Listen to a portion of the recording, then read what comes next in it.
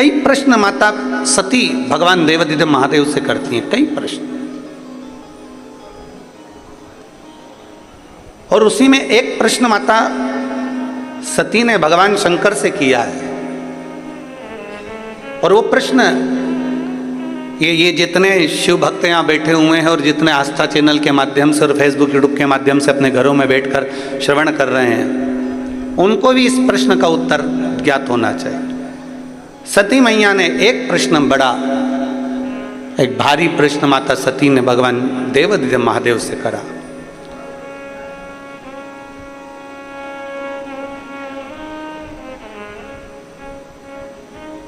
कौटी कौटी बार बार जन्म, बार बार मृत्यु संसार सागर में मानव की होती है।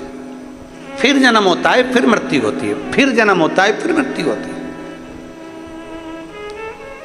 जगत गुरु शंकराचार्य जी ने तो अपनी भाषा में कहा है कि पुनरपि जननम पुनरपि मरणम से छूटना है, इससे मुक्त हो जाना है, इससे बाहर निकल जाना। अब देवादिदेव महादेव की पवित्र कथा कहती है कि माता सती कहती हैं भगवान देवादिदेव महादेव से, भगवान शिव से, कि बार बार जन्म होता है, बार बार मृत्यु होती है, फिर जन्म होता है, फिर मृत्यु होती है। ये बार बार जन्म और मृत्यु के प्रपंच से मनुष्य कब बाहर निकल सकता है? ये इस जो चक्र चल रहा है, एक साइकिल जो चल रही है, एक सर्कल जो चल रहा है, इस सर्कल से हम कब मुक्त हो सकते हैं? और तेरी कृपा बिना ना हिले एक भी अणु, लेते हैं श्वास तेरी कृपा से तनु। हम इससे मुक्त कैसे हों? बार बार जन्म होना, बार बार मृत्यु होना, फिर जन्म होना, फिर मृत्यु होना, फिर जन्म होना, फिर मृत्यु होना, इससे मुक्ति कैसे मिल सकती है? इससे मोक्ष कैसे मिल सकता है? ये साइकिल कैसे बंद हो सकती है?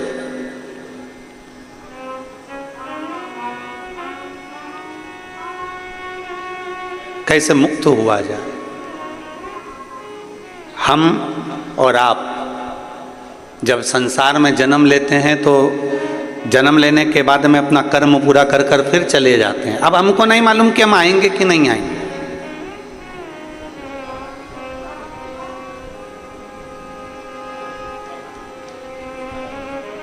पैसा जैसे जेब में रहता है ना, और पैसा जेब में है तो खूब अच्छे वीआईपी होटल में भी रह लो, वीआईपी होटल में भोजन भी कर लो, वीआईपी होटल में आराम से रहो, खाओ पियो मौज करो। फिर तो वेटर आएगा तो वेटर भी तुम्हारा सूटकेस उठाएगा। तुम्हारे पास अगर पैसा है तो वेटर भी, सर जी सर जी सर जी सर जी क्या लाऊं, क्या लाऊं, बोलो सर जी क्या लेकर आऊं, बोलो सर जी क्या लाऊं। वेटर भी आपकी हाल हजूर करेगा। और जैसे ही जेब में से पैसा गया,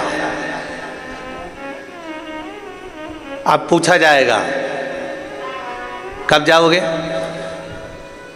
वापिस कब पहुंचोगे। पैसा गया तो पूछना चालू हो गया। जब हम कल भिलाई से निकले तो हम हाले कोसा गए, और हाले कोसा में दिनेश जी साहू जी के यहाँ जब गए तो वहाँ एक व्यक्ति ने, एक लड़के ने प्रश्न किया, वो इन्हीं के परिवार का था, कि गुरुदेव पहले के समय में लोग तीर्थ करने जाते थे तो इतना सारा बर्तन भांडा चावल दाल सब बांध कर लेकर जाते थे, दान वगैरह, और फिर वहाँ पर जाकर अपना अपना भोजन बनाते, लकड़ी जलाते, भोजन बनाते, फिर तीर्थ करते थे। आजकल कोई भी अपने साथ में ये खाने का सामान लेकर नहीं जाता और तीर्थ चले जाते हैं। हमने कहा आज के लोग चतुर हैं, जेब में 500 के नोट की गड्डियाँ फंसाते हैं और चल जाते हैं। बस एक गड्डी, 2 गड्डी तुम्हारी जेब में अगर फंसी हुई है फिर तो तुम कहीं पर भी चले जाओ। जी सर, होटल रूम खोलो, जी सर वीआईपी दर्शन, जी सर अभी आइए, बस अंदर अभी दर्शन कराता हूँ, अभी जल चढ़वाता हूँ, अभी तुमको प्रणाम करवाता हूँ, जी सर लो। फिर तो तुम्हारे पास में अगर 500 की नोट की गड्डी फंसी हुई है तो जी सर लो, अभी मैं तुम्हारे गले में माला भी पहनाता हूँ, सर मैं आपको अभी भगवान से दर्शन कराता हूँ, सर मैं अभी आपको उनसे मिलवाता हूँ, सर मैं अभी ऐसा करवाता हूँ। बस 500 के नोट की गड्डी तुम्हारे जेब में है तो तुम मंदिर में दर्शन भी वीआईपी कर लोगे, ठहर भी जाओगे, होटल में भी पहुंच जाओगे, भोजन भी कर लोगे, अच्छे से घूम भी लोगे, फिर भी लोगे। तुम्हारे को ना चावल ले जाना है, ना दाल ले जाना है, ना बर्तन ले जाना है, ना भांडा ले जाना है, ना कोई सामग्री ले जाना है। बस अपनी जेब में 2 गड्डी फंसा कर रखो और चल दो, तो तुम्हारी सारी व्यवस्था अच्छी होगी। हम भी उस बच्चे से यही कहे कि अपनी जेब में जैसे 2 गड्डी फंसाना जरूरी है, उसी तरह अपने दिल में शंकर और पार्वती को फंसाना जरूरी है, तो ऊपर भी व्यवस्था अच्छी मिल सकती है। अगर ये 2 आपके हृदय में फंस गए, ये 2 आपके दिल में आ गए, तो फिर आपकी व्यवस्था ऊपर भी अच्छी है। नीचे तो नीचे जाने दो, ऊपर भी व्यवस्था अच्छी है। और कृपा की ना होती जो आदत तुम्हारी, कृपा की ना होती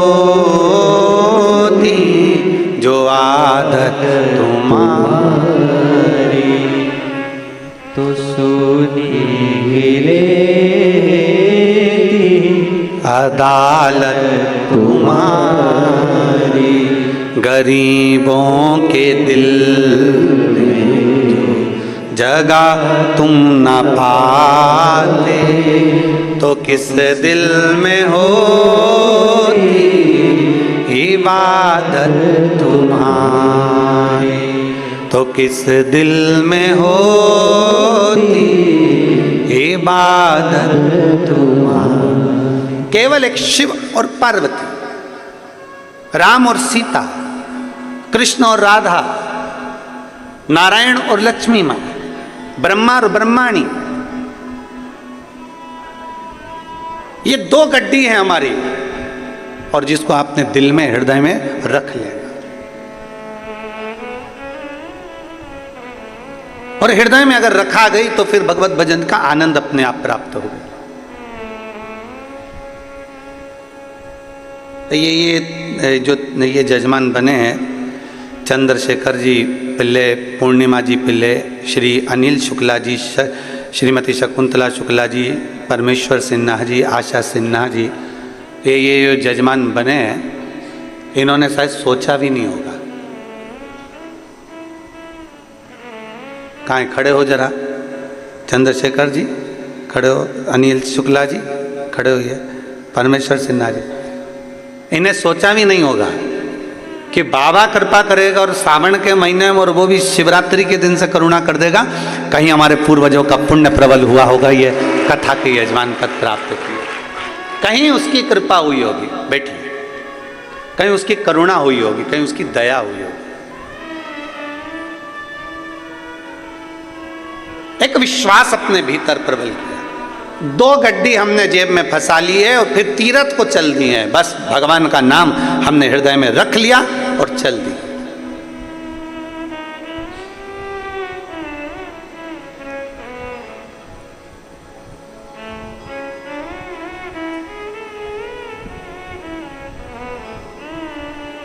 और जितने यहाँ श्रोता बैठे हैं ना, ये भी जरा विचार करिएगा। बड़े जब कथा होती है, जगह संभालना पड़ती है, व्यवस्था करना पड़ती है, फिर साथ में छाता, फिर बिछाने का सामान, फिर सब। और बाबा ने ऐसी करुणा करी, ऐसी कृपा करी कि चलकर देवाधिदेव महादेव कुबेर भंडारी अपने नगर में आ गए और कथा सुन। ये कहीं ना कहीं कृपा है बाबा की, कहीं कृपा। और वो 2 गड्डी तुम्हारे पास में पहले से थी, वो 2 गड्डी तुम्हारे पास पहले से थी, शंकर और पार्वती की। ये तो पक्का है कि तुमने शंकर जी को जल लपक के ही चढ़ाया है, ये पक्का। अच्छा, जोरदार चढ़ाया। और वो 2 गड्डी तुम्हारे पास में पहले से थी, एक शिव एक पार्वती, एक राम कृष्ण, शंकर पार्वती शिव राम कृष्ण रूपी शंकर पार्वती रूपी जो गड्डी तुम्हारे पास में है, तुमने उसका प्रयोग करा और दिल से श्री शिवाय नमस्तुभ्यम, श्री शिवाय नमस्तुभ्यम जपते रहे जपते रहे जपते रहे, उसका पुण्य फल आज प्रकट हो।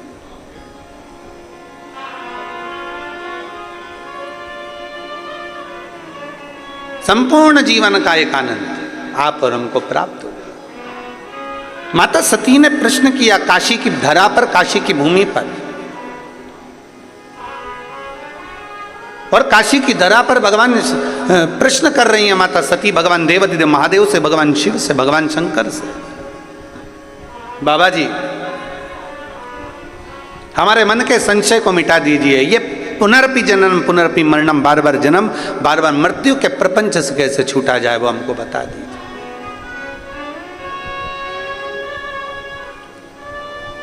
हम कैसे छूटे हैं? और भोलेनाथ सुना दो ऐसी कथा जिसे सुनकर मैं भी अमर हो लूं। हे शंभु, है त्रिकालदर्शी, है कैलाशी, है विनाशी, जिसको श्रवण कर मेरे भीतर के संशय मिट जाए, जिसको श्रवण कर मेरे भीतर का संशय चले जाए, ऐसी कथा मेरे जीवन को श्रवण करा दीजिए। मुझे श्रवण करना है ऐसी कथा जो मेरे संशय को मिटा दे, मेरे संशय को समाप्त कर दे। मां भगवान देवादिदेव महादेव सुन रहे हैं, माता सती बारंबार प्रश्न कर रही हैं, भगवान शंकर से बारंबार प्रश्न किया जा रहा है, बारंबार। और कितना सुंदर बात है, शिवपुराण कहती है यदि हमारा कर्म अच्छा है, यदि हमने श्रेष्ठ कर्म करा है, तो हमको भगवान को ढूंढने की जरूरत नहीं पड़ती, बाबा देवादिदेव महादेव हमको ढूंढता है।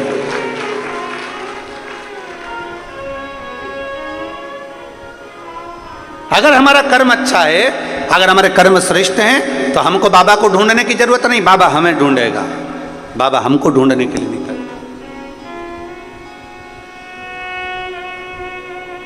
कर्म अच्छा करिए। अभी भिलाई की कथा में हमने एक बात कही थी कि बन सके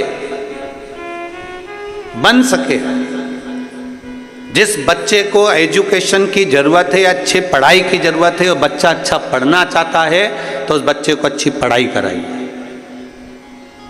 किसी को चिकित्सा की जरूरत है और बहुत बीमार व्यक्ति है और उसको चिकित्सा की जरूरत है, तो उसको अच्छी चिकित्सा कराइए।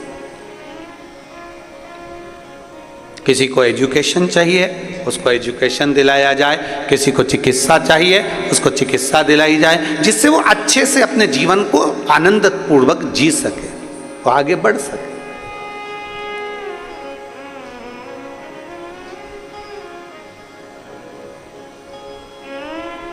किस किसने सुनी थी भिलाई की कथा? हाथ उठाओ जरा। सभी ने सुनी है? रख लो रख लो रख लो।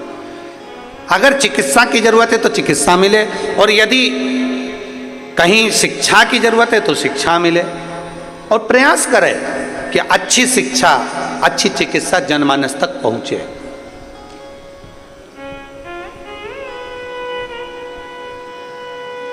सती मैया कह रही है कि मेरे भीतर का संशय मिटा दीजिए। कर्म अच्छा है तो आपको परमात्मा को ढूंढने की जरूरत नहीं, परमात्मा आपको ढूंढे। और अगर कर्म बेकार है, समय की अवस्था धीरे धीरे धीरे धीरे आती जाती है और मालूम पड़ जाता है कि हमारा आने वाला समय कैसा है। बचपन में कुछ अच्छा करा है तो जवानी में प्राप्त होता है, और जवानी में कुछ अच्छा करा है तो अधेड़ी में प्राप्त होता है, और अधेड़ी में कुछ अच्छा करा है तो बुढ़ापे में प्राप्त होता है। और यदि हम पूर्व से ही केवल थोड़ा थोड़ा थोड़ा थोड़ा पाप कर्म हमारा इकट्ठा होता गया, तो बुढ़ापे में ये मत सोचना कि बहू 2 रोटी दे देगी, बुढ़ापे में ये मत सोचना कि परिवार के लोग जी हजूरी कर लेंगे।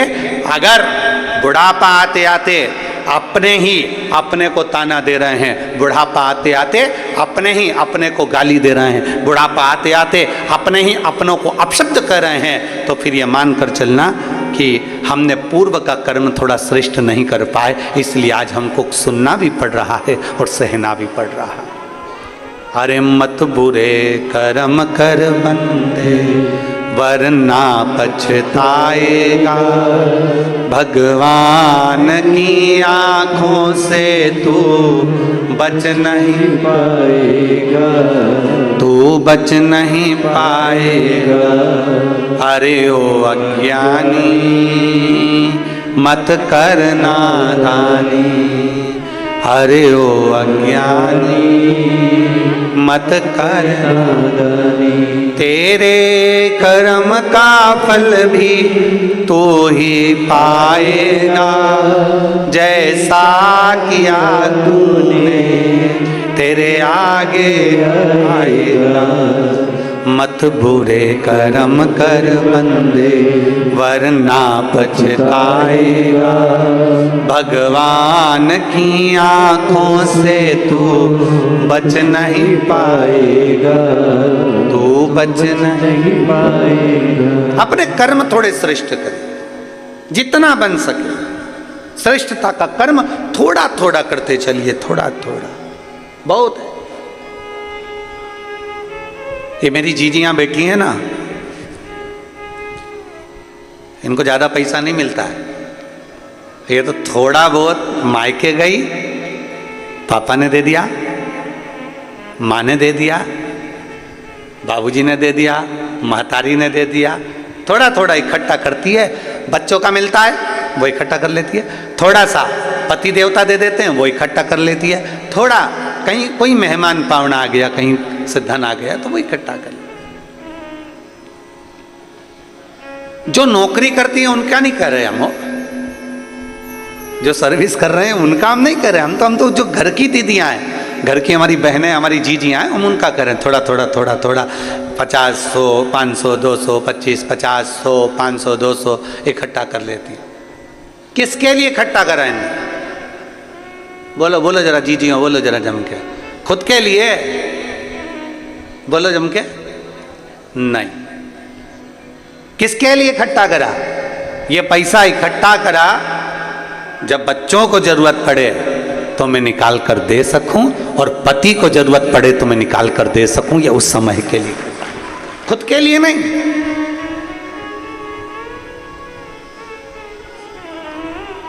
एक कथा, अमलेश्वर की कथा में हमने कहा था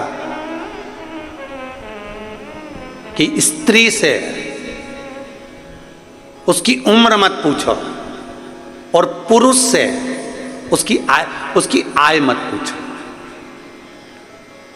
स्त्री से उम्र मत पूछो और पुरुष से, जम के बोलो जरा, आय मत पूछो। क्यों? स्त्री से उम्र इसलिए नहीं पूछिए क्योंकि स्त्री अपने लिए नहीं जीती, एक नारी जब भी जीती है अपने परिवार के लिए जीती है। इसलिए नारी से उसकी उम्र नहीं पूछी जाती, उसकी उम्र नहीं पूछते कि तू कितने साल की है।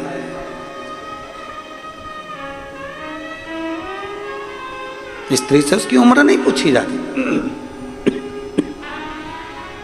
कि तू कितने वर्ष की है। और पति से, ये जितने मेरे जीजा बैठे हैं यहाँ पे और जितने आस्था चैनल पर जीजा कथा सुन रहे हैं, इनसे इनकी आय नहीं पूछी जाती। तुम कितना कमाते हो, कितनी आवक हो रही है,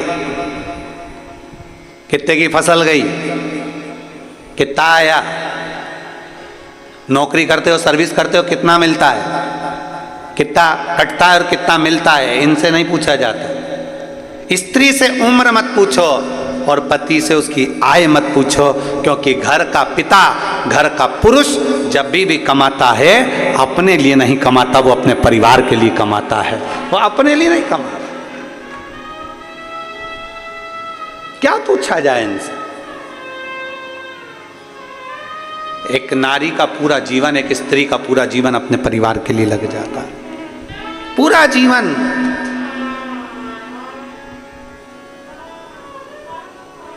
एक पुरुष का पूरा जीवन कमाने में, शुरू से बस कमाना कमाना कमाना कमाना कमाना, और कमाते कमाते कमाते कमाते उसका पूरा जीवन केवल परिवार के लिए हो जाता है, परिवार के लिए। जब उसको पता चलता है कि मेरी पूरी उम्र निकल गई और मैंने इसका भोग ही नहीं भोगा। मधुमक्खी छत्ता बनाती है,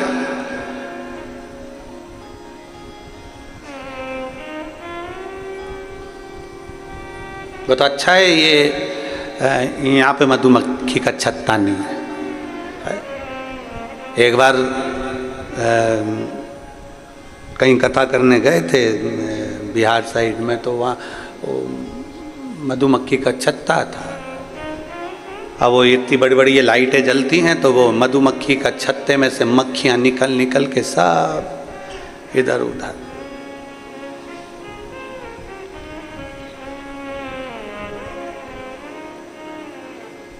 छत्तीसगढ़ सरकार को और छत्तीसगढ़ की प्रशासन को, दोनों को धन्यवाद है, बहुत बहुत साधुवाद, बहुत बहुत साधुवाद।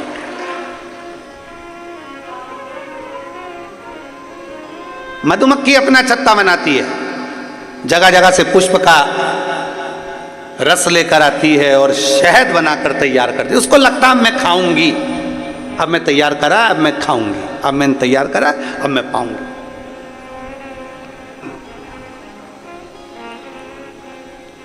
फिर सोचती है वो, अब मैं खाऊंगी। जीवन बहुत विचित्र है। मेरी जीजियों, मेरे जीजाओं, मेरी बेटियों, मेरे बेटाओं, मेरी माताओं, मेरे भाई, मेरे बंधु, मेरी माताएं, ध्यान रखना, जीवन बड़ा विचित्र है। जब दांत रहते हैं तब खाने को चने नहीं मिलते हैं, और जब चने मिलते हैं तो मुंह में दांत नहीं रहते। पूरा जीवन तो हम संघर्ष में निकाल देते हैं। बस मेहनत करूंगा, अभी थोड़ा कमा लूंगा ना, इसके बाद घर बनाऊंगा, घर बनाऊंगा, एक नंबर का मकान बनाऊंगा, गाड़ी लाऊंगा, ये करूंगा, वो करूंगा। मालूम पड़े घर भी बना लिया, गाड़ी भी लिया है, पर शरीर ऐसा हो गया कि घर तो नंबर 1 का बनाया, पर ऊपर एक बार अगर चढ़ गई तो 3 दिन बाद नीचे उतरी है। फिर क्या मतलब का घर? कई कई माताओं को बड़ा शौक रहता है, बस अपने पति से कहती हैं अपने एक मकान बनाएंगे। इतनी बारिश होती है ना, एक कपड़े सुखाने की जगह नहीं अपने घर में। अरे बोलो तो सही है कि गलत है? अपने यहाँ कपड़े सुखाने की जगह नहीं है, अपन एक मकान बनाएंगे और घर में ऐसा ऊपर ऐसा शेड लगा देंगे जहाँ पर कपड़े सूख जाए, कर जाए, और ऊपर अपन 2 मंजिल का बना लेंगे। बच्चों का कमरा अलग, इस बेटी का कमरा अलग, दामाद अलग, तो ये सब चीज़ कमरे कमरे बना देंगे और ऊपर अच्छी व्यवस्था कर देंगे कपड़े वपड़े सूखने की। अब मालूम पड़े बेचारे पति ने हिम्मत कर कर, मेहनत कर कर, कमा कर घर बना दिया। घर के ऊपर कमरे, कमरे के ऊपर छत भी बना दी, और छत पे ऐसी व्यवस्था भी कर दी कि कपड़े सूख जाएं। अब मालूम पड़ा जब मकान बनाने का कहा गया था तब उम्र दूसरी थी, और आज जब कपड़े की बाल्टी लेके ऊपर चढ़ी तो मालूम पड़ा 4 घंटे तक वहीं पर बैठी है। भगवान भोलेनाथ, शंभुनाथ, त्रिकालदर्शी, कैलाशी, अविनाशी, इतने में नीचे आवाज पहुंची बहू के पास में, मम्मी क्या हो गया? इतने में मम्मी झरोके में से झांक के बोली, तेरी मम्मी जा रही ऊपर। तुरंत नीचे से बहू दौड़ी दौड़ी ऊपर गई और मम्मी को देखा हालत खराब, मम्मी को पानी वानी पिलाया उसने। जब दांत हैं तो चने नहीं है, और जब चने हैं बोलते जाओ जम के, दांत अभी कमा रहे तो विचार कर रहे हैं गाड़ी लूंगा, गाड़ी लूंगा, गाड़ी लूंगा। कमाते कमाते कमाते कमाते एक अवस्था डल गई और मालूम पड़े बुढ़ापे में गाड़ी भी आ गई। गाड़ी तो आ गई पर डॉक्टर ने कह दिया ज्यादा बैठ नहीं सकते, पीठ का गुरिया खसक गया। अब एक गुरिया खसक गया। अब थोड़ी देर तक गाड़ी में बैठा था, इतनी देर में तो घर पहुंचा और पत्नी कह रही जी सुनो तो सही, कथा चल रही है, गांव का नाम नहीं बोलूंगा, यहाँ का नाम तो बोलूंगा ही नहीं।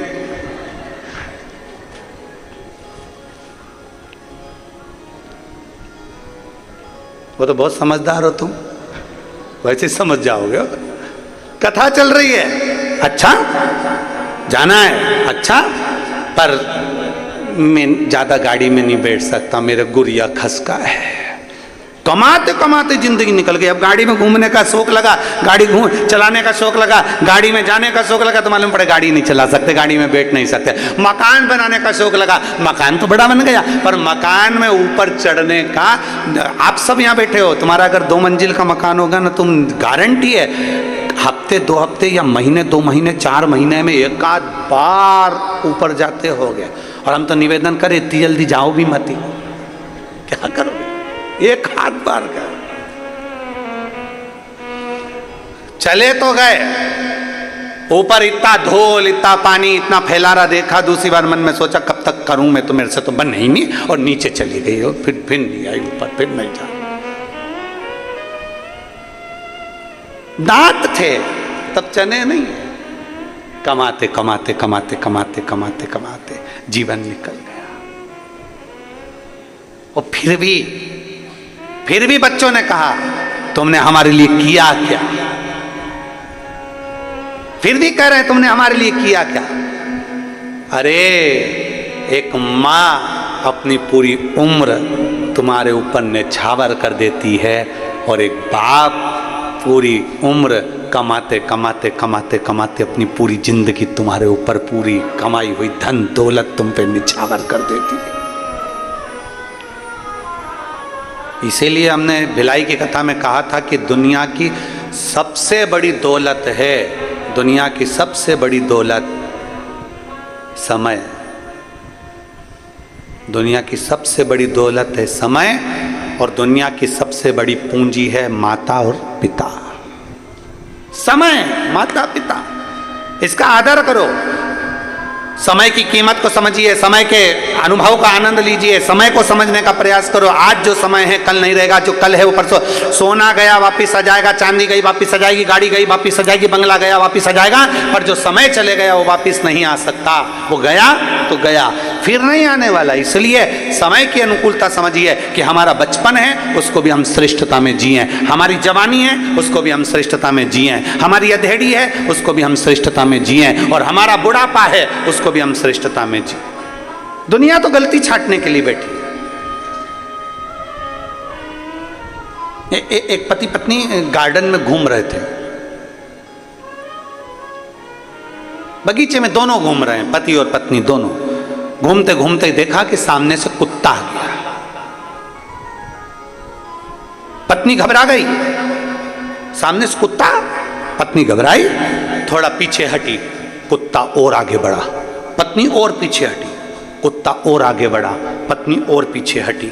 पति को लगा ये कुत्ता मेरी पत्नी को काट खाएगा, कल बच्चों को स्कूल भेजना है, टिफिन कौन बनाएगा, कौन बनाएगा, मेरे को दुकान जाना है, मेरा भोजन कौन बनाएगा, करूं क्या। जैसे कुत्ता जम के लपका, पति ने पत्नी को गोदी में उठा लिया, जो गोदी में उठाया कुत्ता भाग गया। कुत्ता भागा, पत्नी नीचे उतरी, उतरते सी चिल्ला के बोली तुम में अकल है थोड़ी बहुत भी, तुम्हें लक्षण है थोड़ा बहुत भी। पति ने कहा क्या हो गया, दुनिया के लोग कुत्ते को भगाने के लिए पत्थर उठाते, तुमने मुझे उठा लिया। अब पति हाथ जोड़ के बोला मैंने तेरे को मारने के लिए कुत्ते को नहीं उठाया था, मैंने तो इसलिए उठाया था कि तुझे कुत्ता नहीं काट का, मेरे पाँव में काट लेगा चल जाएगा, पर तुझे काटेगा तो मुझे अच्छा नहीं लगेगा। पर समझ है ना व्यक्ति की, क्या समझेगा।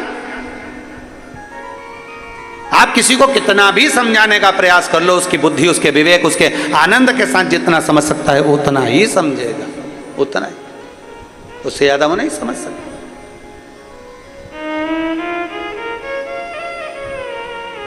बहुत बहुत कठिन है। महाराज, ज्ञानी को समझाया जा सकता है, समझा सकते, अज्ञानी को समझाया जा सकता है। ज्ञानी को समझाना सरल है, अज्ञानी को समझाना सरल है, पर अभिमानी को समझाना दुनिया का सबसे कठिन काम है। आप अभिमान वाले व्यक्ति को नहीं समझा सकते, जिसके अंदर अभिमान भरा हुआ, अहंकार भरा हुआ, मैं और मेरा। लंकाधिपति रावण को कितना समझाया मंदोदरी ने,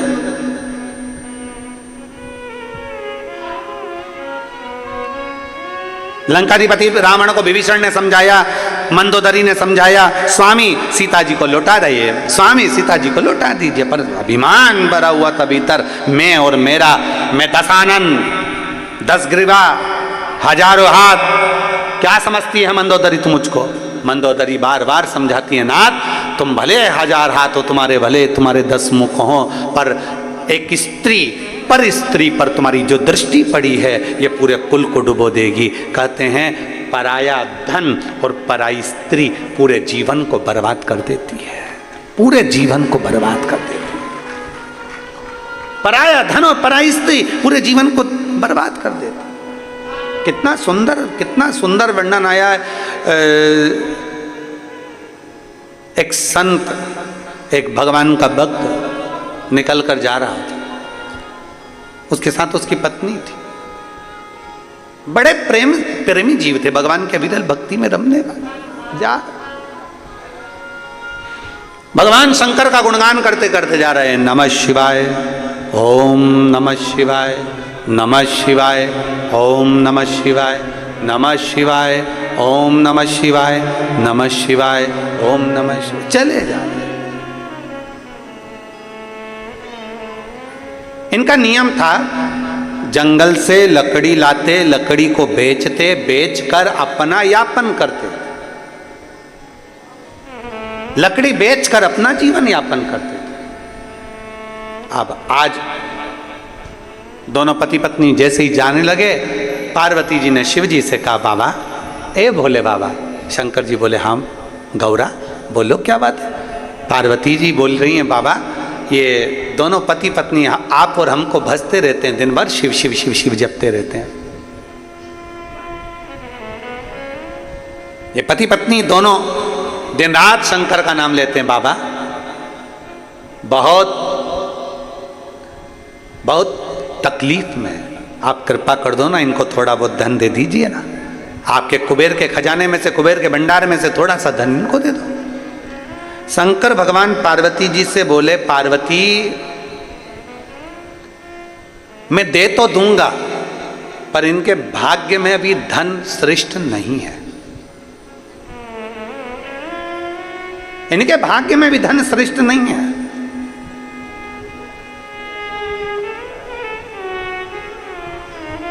जिसका जितनी किस्मत में होता है, जब भाग्य में होता है तब प्राप्त होता है। जरा विचार करिएगा, कथा मुंगेली में होने वाली थी, डोम लग चुका है, स्टेज बन चुका है, मंच व्यवस्था हो चुकी है, सारी व्यवस्था हो चुकी है, पर पानी कीचड़ सब उस पंडाल में इतना भर चुका था कि पांव रखो और पांव उसमें जा रहा था, दब रहा।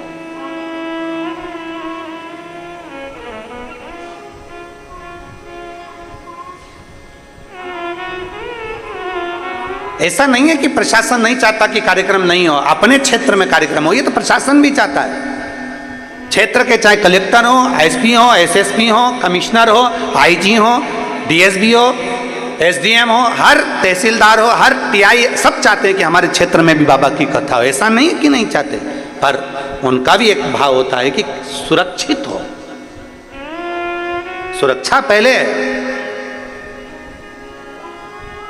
क्योंकि देखा हुआ है अभी भिलाई में जो कथा हुई है, भिलाई में 3 बार पहले कथा हो चुकी है, पर आपने देखा होगा ये जो चौथी कथा भिलाई में हुई, जो 3 कथा हुई है, उन कथा से भी ज्यादा भीड़, ज्यादा भक्त भिलाई की इस कथा में पहुंच गए, और इतने भक्त पहुंचे कि पूरी रोडों पर चारों तरफ भक्त भरे हुए थे।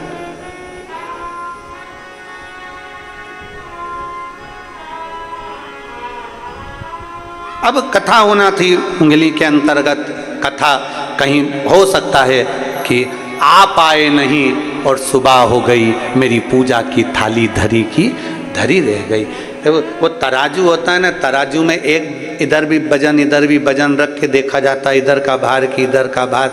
हमें तो लग रहा है छत्तीसगढ़ का कांटा यहाँ था और इधर भी भार देखा गया, तो हो सकता है तुमने पानी ज़्यादा चढ़ाया होगा, तराजू उधर टपकाया।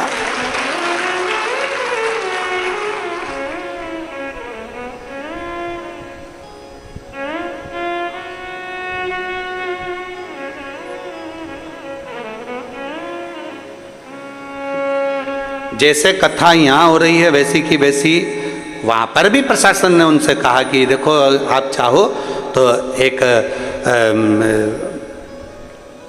कोई स्टेट में कोई अच्छा ग्राउंड मिल जाए, ऐसा छोटा सा कोई हॉल मिल जाए जिसके अंदर आप ऑनलाइन करा सको। नहीं, हम कथा विशाल करा। और तुम समझदार थे, तुम बड़े चतुर थे, और तुम लोगों ने सोच लिया बिल्ली के भाग से चींटा टूटा है, मक्खन अपने ही भाग्य में आ जाए तो अच्छा है। ऐसा नहीं कि प्रशासन नहीं सोचता, कार्य के लिए सोचता है, पर सुरक्षित हो, सबकी रक्षा हो, सब श्रेष्ठता, सुरक्षा के साथ। इनकी किस्मत में नहीं है। भगवान शंकर कह रहे हैं पार्वती अगर मैं इसको सोना चांदी दे भी दूं, हीरे पन्ने दे दूं, पर इन दोनों पति पत्नी के भाग्य में नहीं। कैसे नहीं है? प्रभु बहुत साधारण है ये लोग, दे दो ना, थोड़ा सा धन दे दो ना। शंकर भगवान बोले ये दोनों पति पत्नी नहीं ले सकते, मुझे मेरा विश्वास कहता है शंकर की आराधना करने वाला, शंकर की उपासना करने वाला ये दूर रहता, पर धन से भी दूर होगा और पर स्त्री से भी दूर होगा, नहीं ले सकते। पार्वती जी बोली मेरे को दो धन में क्या दो। पार्वती जी ने एक लाल कपड़े में थोड़ा सा आभूषण, माणिक मोती, सोना चांदी, हीरा पन्ना बांधा और रास्ते में डाल दिया। जहां रास्ते से ये दोनों जा रहे थे, दोनों अलमस्त होकर नमः शिवाय, ओम नमः शिवाय, नमः शिवाय, ओम नमः शिवाय, नमः शिवाय, ओम नमः शिवाय बोलते बोलते जा रहे थे। इतने में पति की दृष्टि उस धन पर पड़ गई। पत्नी थोड़ी पीछे थी, पति की दृष्टि पड़ी धन पर। पति ने देखा किसी का सामान गिर गया है, सोना चांदी। पति ने देखा पीछे पत्नी आ रही है, उसने तुरंत वहीं से मिट्टी हटाई और उस पे धन पे डाल दी।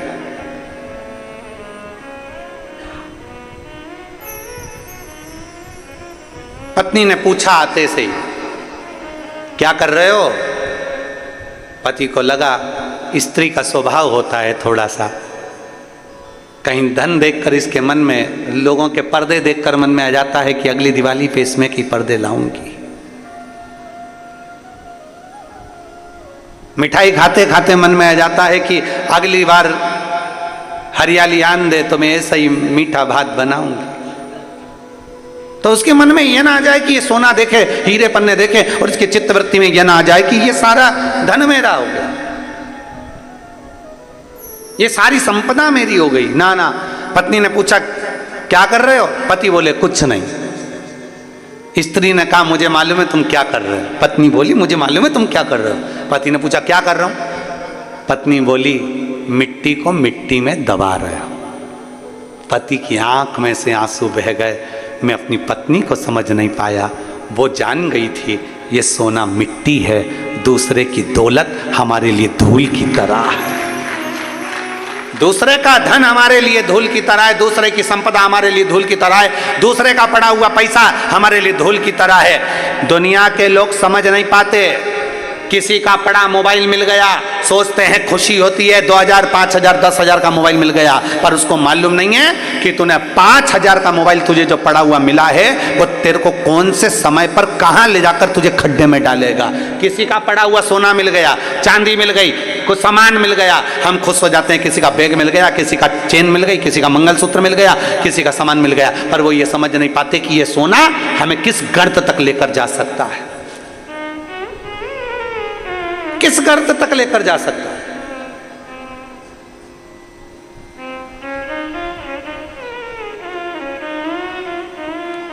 एक शनि की कथा आप लोगों ने सुनी होगी। शनि की धर्म पत्नी ने शनि से पूछ लिया था कि तुम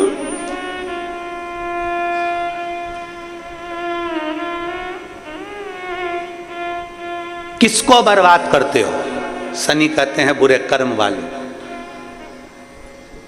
और दूसरा, किसी का पड़ा हुआ वस्त्र, किसी का पड़ा हुआ धन, किसी की पड़ी हुई पादुका, किसी का पड़ा हुआ छाता मिल गया और वो लेकर चले गया, बाद में एक दिन उसको पछताना पड़ता। पत्नी कह रही है मैं जानती हूं ये मिट्टी को मिट्टी में डाल रहा है। पति की आंख से आंसू बहने लगे। गजब, पहचान गई तू? हाँ तुझे मालूम है? हाँ मैं जानती हूँ, सोना है इसमें, हीरे हैं इसमें, रतन है, माणिक है, इसमें असरफियां है सोने की। तुम मिट्टी को मिट्टी में दबा रहे, मिट्टी को मिट्टी। पति और पत्नी दोनों चल दिए, दबा कर ना जाने किसका गिर गया होगा वो लेकर जाएगा। शंकर भगवान ने पार्वती जी से कहा पार्वती देख, मुझे मालूम था ये भक्त ऐसे ही है, नहीं लेंगे, नहीं ले सकते।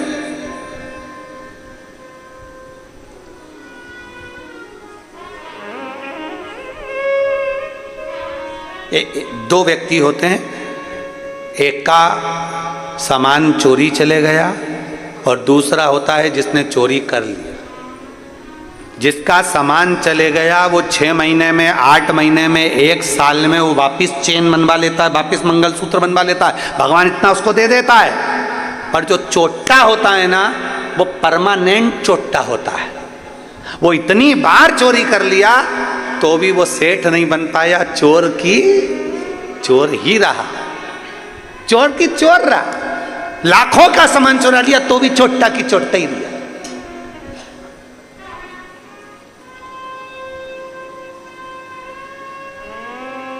इसलिए मत बुरे कर्म कर बंदे वरना पछताएगा। भगवान की आंखों से तू बच नहीं पाएगा, तू बच नहीं पाएगा। अरे ओ अज्ञानी मत करना। पति ने आंख में आंसू भरकर कहा तू पहचान गई। धर्म पत्नी चली। शंकर भगवान पार्वती जी से बोले मैंने बोला था ये दोनों नहीं लेंगे, नहीं लिया।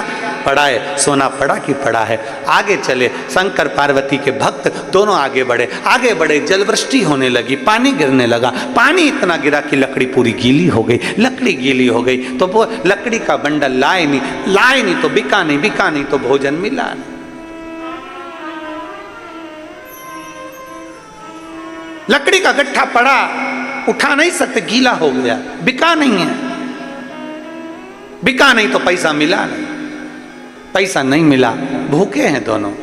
आज पत्नी पति से बोली आज शादी को 40 साल हो गए, पर 40 साल में आज पहली बार आप और हम दोनों भूखे सो रहे हैं, भूखे हैं।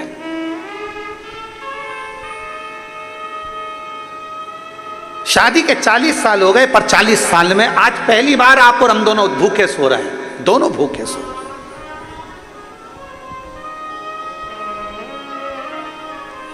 पति ने कहा समझ में नहीं आ रहा ऐसा क्यों हुआ। पत्नी कहती है मैं जानती हूं कि आज हम 40 साल में पहली बार भूखे क्यों सो रहे हैं।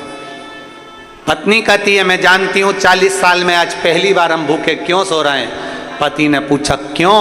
पत्नी कहती है दूसरे के पड़े हुए धन को हमने छू लिया था, इसलिए आज हमें भूखा सोना पड़ रहा है। दूसरे के पड़े हुए धन को मात्र हमने छुआ था, इसलिए हमें भूखा सोना पड़ रहा है। शिव महापुराण की कथा कहती है भाई ज्यादा हिस्सा ले लिया, छोटे को कम दे दिया, मंझले को ज्यादा दे दिया, संजले को कम दे दिया, बड़े को कम दे दिया, छोटे को कम दे दिया, किसी को ज्यादा मिल गया, किसी को कम दे दिया। किसी सास ने अपना जेवर एक बहू को ज्यादा दे दिया, एक बहू को कम दे दिया। कभी ससुर ने अपनी प्रॉपर्टी किसी को ज्यादा दे दी, किसी को कम दे दी। इसमें आप दुखी मत होना, आपको दुख होने की जरूरत नहीं है, आपको तकलीफ में भोगने की जरूरत नहीं है। दुख उसको हो जिसने धन को बांटा है। उसने सोचना था कि हमारी गति क्या होना है, उसको सोचना था हमारी गति क्या है। अगर 4 लड़के हैं बराबर का, 4 बेटियां हैं बराबर की, 5 बेटे हैं बराबर का, 5 है। यहां तक शिव पुराण की कथा कहती है, भागवत जी में यहां तक वर्णन आता है कि यशोदा मैया अपने लाला को जितना माखन देती थी उतना माखन दाऊजी महाराज को भी देती थी। मनसूका आ जाता था, मनसूका को देती थी। श्रीदामा आ जाता था, श्रीदामा को देती थी। जो आ जाता उसको माखन दे देते। जो सम्मुख में आया माता यशोदा नहीं, अपना अपना जो भाग था उसमें से श्रेष्ठ श्रेष्ठ भाग सबको दे देती थी, बराबर का, कोई ज्यादा नहीं। शिव महापुराण की कथा यहां तक कहती है तुम्हारा बच्चा अगर बिस्कुट खा रहा है और तो उसका दोस्त आ गया ना, तो पहला फर्ज माँ का बनता है कि उसमें से आधे बिस्कुट उस दोस्त को दे, क्योंकि भोजन करते समय आया है, क्रमशः में आया। शास्त्र यहां तक कहता है कि अगर तुम भोजन कर रही हो, तुम चाय पी रही हो और चाय पीते पीते अगर कोई आ गया और तुम्हारे कप में अगर चाय है, मान लो वो झूठी नहीं हुई है, तो प्रयास करना कि वो चाय में से आधी चाय जो आया है उसके कप में डालकर दे दी जाए, उसके गिलास में डालकर दे दी। नहीं, थोड़ा सा तो पीना पड़ेगा। कटोरी में भले मत बनाओ तुम दूसरी, पर उसमें से थोड़ी सी दे दो। झूठी नहीं है, झूठी हो गई तो मत दो, पर जो अच्छी है उसको दे दो, जो श्रेष्ठ है उसको दे दो। नहीं, लेना तो पड़ेगा, तुम आए हो।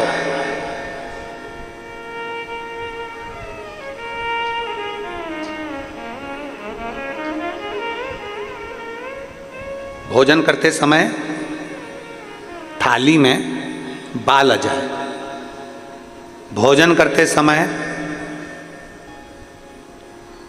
एकदम खाते खाते गले में मिर्ची लग गई, हिचकी चलने लगे, भोजन करते समय एकदम ठसका लग गया, अटक गया भोजन, पानी अटक गया। रोज प्रतिदिन भोजन में थाली में बाल आ रहा है, प्रतिदिन ठसका लग रहा है, प्रतिदिन अगर तुम्हारे हिचकी आ रही है भोजन करते समय, प्रतिदिन आपके साथ में ये क्रम हो रहा है, तो समझ लेना कि तुम भोजन करते हो उस समय पर आपके घर का कोई पूर्वज कोई भूखा या प्यासा जरूर रह गया है, जिसके कारणवश वो हमको भोजन के समय पर बहू को या बेटे को याद करता है।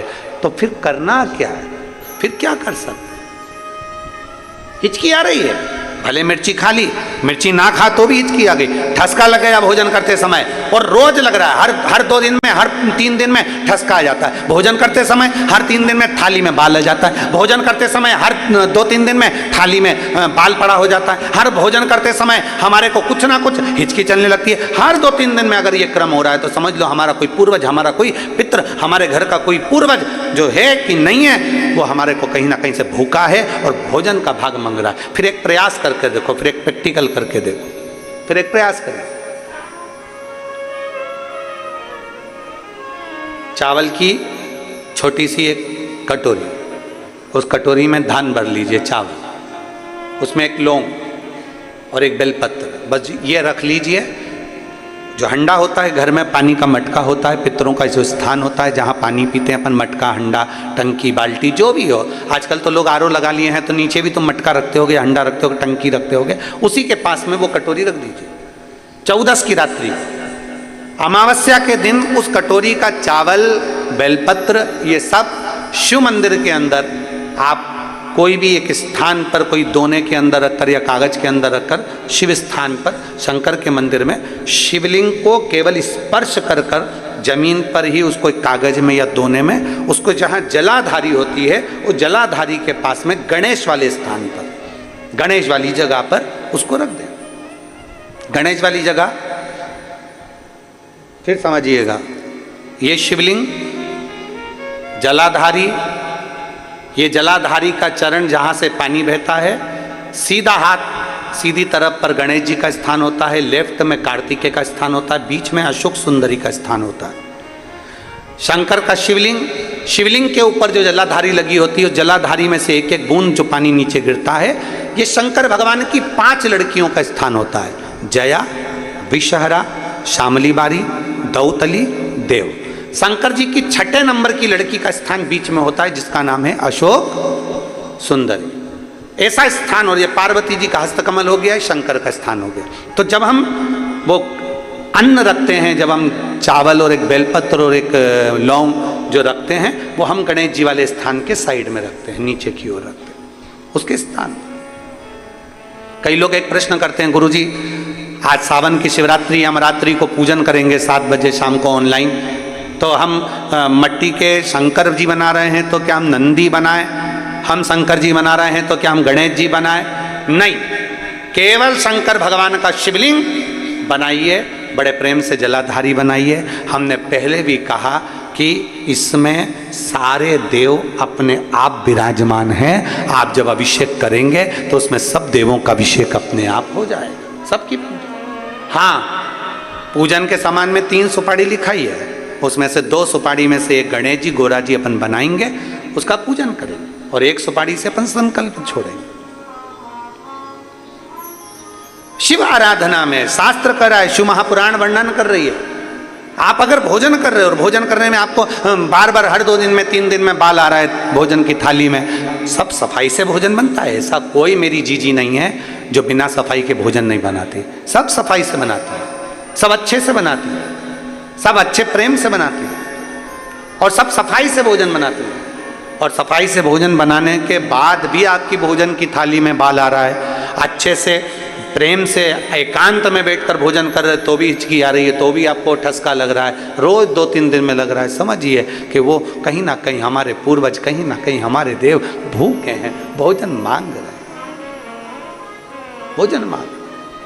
और मैंने तेरे ही भरोसे बाबा, तेरे ही भरोसे हवा बिच उड़ती जावांगी बाबा, डोर हथो छड़ी ना मैं कटी जावांगी भोले मैं तेरी।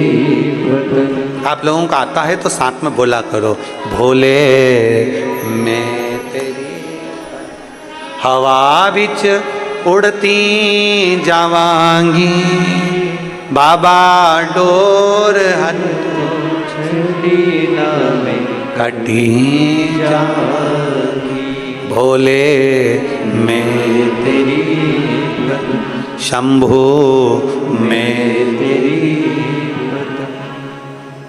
3 जगह स्मरण आपके सम्मुख में। स्वामी आज हमको 40 साल के पर्यंत पहली बार, 40 साल में पहली बार भूखा सोना पड़ रहा, पहली बार हम भूखे सो रहे हैं। क्या कारण है? अभी आपको कथा में कहा, सालों से इंतजार कर रहे थे। और शिव महापुराण की कथा यदि सावन के महीने में यहाँ बैठकर अगर सुनने को मिल रही है तो समझना कि हमारे पूर्वजों का कोई पुण्य फल होगा। सालों से इंतजार कर रहे थे। कई एक पत्र लिखा है,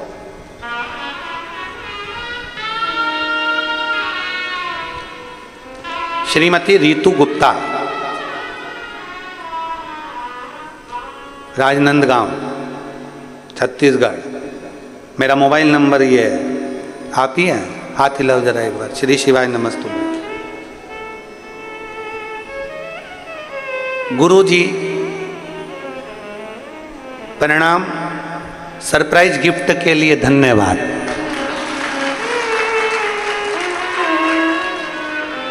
आ जाओ, एक बेलपत्र ले जाना, आ जाओ, आ जाओ। भोलेनाथ ने सावन के महीने में, हम हमेशा सोचते थे वहां कथा हुई, वहां कथा हुई, वहां कथा हुई, हमारे क्षेत्र में कब कथा होगी। पर हमें नहीं मालूम था कि भोलेनाथ इतना दयालु है, इतना दातार है कि उसने इतनी जल्दी हमारी सुन ली और 2 तारीख से हमको कथा श्रवण करने का सौभाग्य प्राप्त हो गया।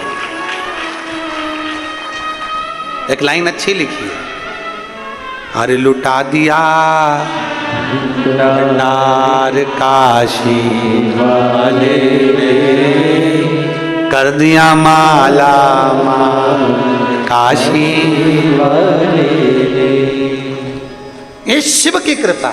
इन्होंने लिखा, कुछ तो पुण्य हमने किए होंगे और कुछ पुण्य हमारे नगर के लोगों ने किए होंगे जो ये कथा हमको मिली है। ये शिव कृपा के लिए। आ जाओ, आ जाओ।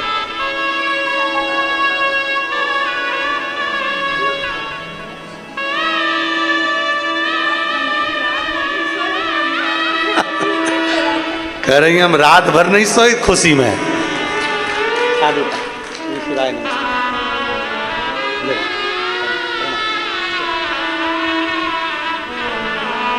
एक शिव के प्रति एक भाव।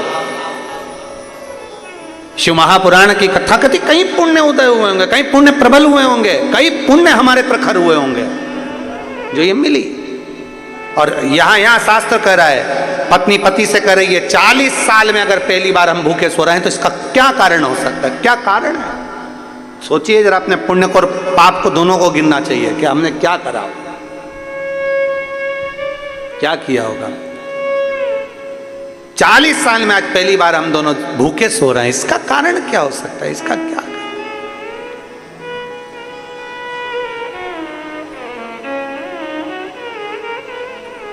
एक कारण है। क्या कारण हो सकता है? पत्नी ने कहा मैं जानती नहीं, पर इतना जरूर है कि एक कारण है। पति कहता है उसका क्या कारण हो सकता है?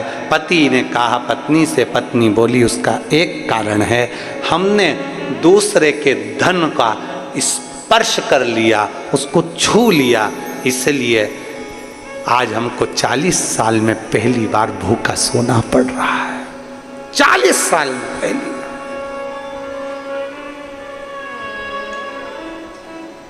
आज हमें भूखा सोना पड़ रहा है 40 साल में पहली बार, क्योंकि हमने दूसरे के धन का स्पर्श करा है, मात्र दूसरे के धन को छुआ है। सोचो, केवल स्पर्श किया तो ये गति है, अगर वो धन घर में आ जाता, वो धन हम लेकर आ जाते तो शायद जिंदगी भर भूखा सोना पड़ता।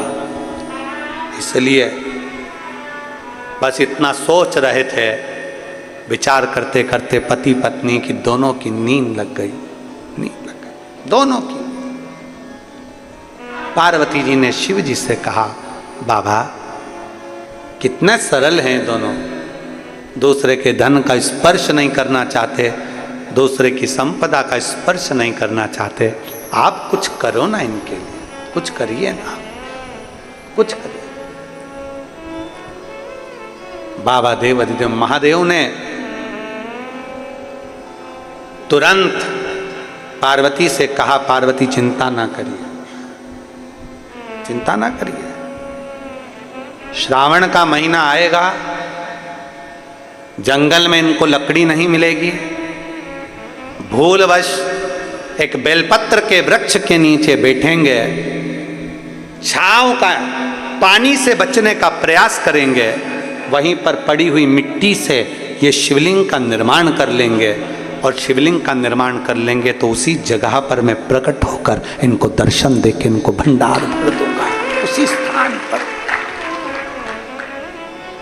श्रावण के महीने में हमने पहले भी कथा में कहा, आज फिर कहते हैं, जितने आस्था चैनल पर कथा सुन रहे हो, जितने फेसबुक यूट्यूब पर कथा श्रवण कर रहे हो, ऑनलाइन जितने शिव भक्त पवित्र कथा का रिस्पान कर रहे हैं श्रावण के महीने में, आज 2 अगस्त से श्रावण की शिवरात्रि के दिन जो कथा का लाभ, पहले दिन की कथा का श्रवण कर रहे हैं, उन सब से निवेदन करेंगे, बन सके अपने जीवन में श्रावण के महीने में भूल से भी अगर पार्थिव शिवलिंग का निर्माण हो जाता है, भूलवश भी हम शंकर के पार्थिव लिंग का निर्माण कर लेते हैं, तो वो जीव कहीं ना कहीं सुख प्राप्त करता ही है, उसका फल उसको मिलता ही है, वो सुख मिलता ही है। बोल बम का नारा है। किसी से डर के बोल रहे हो क्या?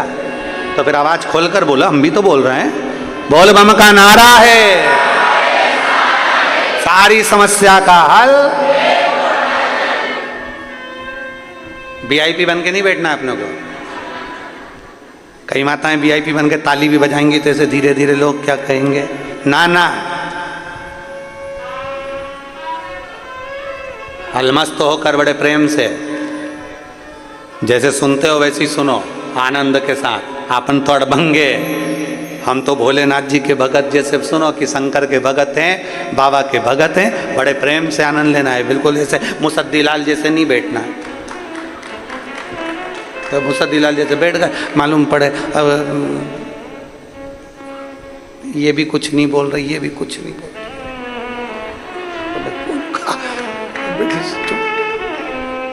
अब उसने धीरे से ताली बजाई तो तुमने भी ज्यादा तेज बजा दूंगी, लग गई तो। अरे ताली बजाने का भी पुण्य है हमारे यहाँ, इसलिए किसी मंदिर में ताली का पुण्य बताया नहीं गया, पर शंकर की कथा में और शिव पुराण में ताली का पुण्य है। शंकर के मंदिर में भी ताली का पुण्य है। वो माताओं को आता है ना, मुझे बाल में से वो जुआ निकाल और उसको ऐसा निपटा देती, उसी तरह जब पाप कथा सुनते समय हमारा पाप हमारे सम्मुख में आता है और जब हम शंकर के मंदिर में शिवालय के सामने शिव के सामने या शिव पुराण में जब ताली का नाद करते हैं पाप छिन्न हो जाता है, मर जाता है। सवाब बोल बम का नारा है, सारी समस्या का हल। कोई लेट बनता है कोई जल्दी बनता है, शिव को जल चढ़ाने वाला एक दिन से जरूर बनता है, प्राप्त होता है।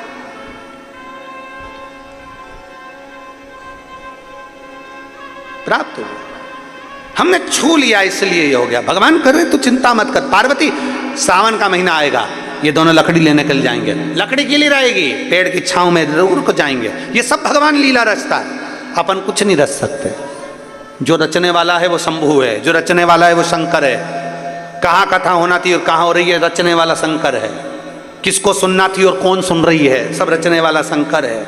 जजमान कौन था और कौन बन गया, रचने वाला शंकर है, उसके सिवाय कोई नहीं। सब शिव के हाथ में। वो कब डमरू बजाएगा कैसा बजाएगा कोई पता नहीं, पता नहीं चलता।